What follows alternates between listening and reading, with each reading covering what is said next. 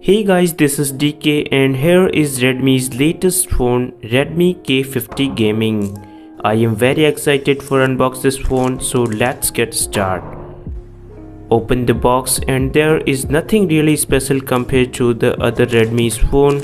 In addition to the phone itself, there's a transparent case included along with the 120-watt fast charging, which as claimed could fully the phone's 4700 mAh large battery 0 to 100 only in 17 minutes. The Redmi K50 Gaming comes with 3 different colors: black, silver and blue. The blue is here. The back side is made of AG glass with a decorative texture in the middle. There is not much fancy reflection and the back feels pretty good in hand. The edge frame is made of metal material. On the right side of the device we have powerful gaming triggers and power button with fingerprint sensor. We also have a volume rockers on the left hand side and a dual SIM tray which supports 5G, but unfortunately no expandable storage option and no headphone jack. At the bottom we have a USB 2.0 Type-C port, still not 3.1, but this time around we have a JBL quad speaker system.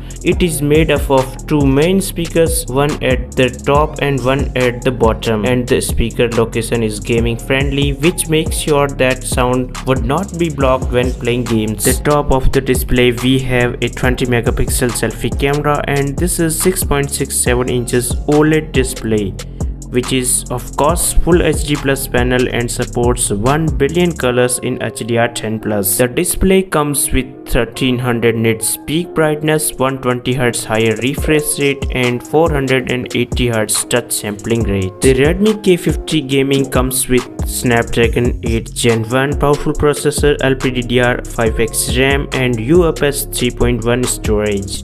Let's look at its camera module. The phone comes with 3 rear cameras including 64 megapixel Sony IMX686 main camera, and the other 2 cameras are an 8 megapixel wide angle camera and 2 megapixel micro lens.